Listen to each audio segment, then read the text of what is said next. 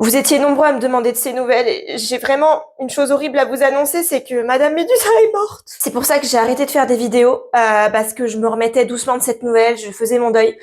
Mais bon, la vie continue les amis et je vais vous montrer du coup comment démarrer un nouveau kombucha quand vous en avez pas ou que personne du coup a pu vous en donner. Donc quand vous achetez un nouveau kit à kombucha, vous avez tout simplement une petite Madame Médusa dans un petit sachet ainsi que un petit livret pour expliquer comment démarrer.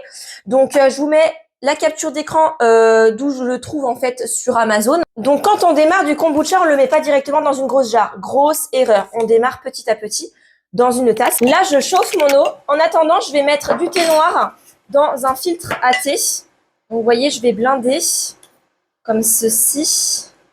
Ensuite, on se fait plaisir sur la quantité de sucre. C'est ce qui va permettre à Madame Médusa, à la nouvelle Mademoiselle Médusa, de se nourrir et de pouvoir se fortifier et de se multiplier pour pouvoir en faire dans une grande jarre, justement. Donc là, j'ai mon eau chaude. Je peux le mettre à l'intérieur.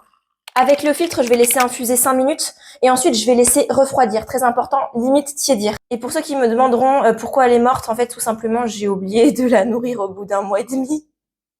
Sans sucre, sans thé noir, sans nouveaux trucs. Donc oui, c'est de ma faute, je suis désolée. Une fois que ça a un minimum tiédi, je vais le mettre dans un grand bol, sans en mettre partout cette fois-ci. Non mais là j'en ai mis partout, c'est pas possible. Ensuite, on va prendre le petit sachet de la Mademoiselle Médusa. Donc avec des mains propres, surtout propres, c'est très important pour le développement de Madame Médusa. On va attraper le SCOBY. Donc le SCOBY, c'est la Madame Médusa, la Mademoiselle Médusa qui ressemble à ça.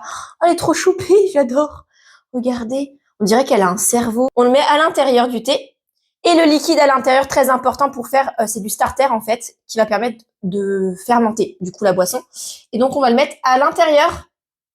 Je prends un torchon propre et je vais le recouvrir pour la protéger de la poussière. Et ensuite, on va pas le laisser 5 jours de fermentation, on va laisser 10 jours. Le temps qu'un nouveau SCOBY, donc une nouvelle Madame Médusa beaucoup plus épaisse, va se former en surface et on reviendra en vidéo voir ça.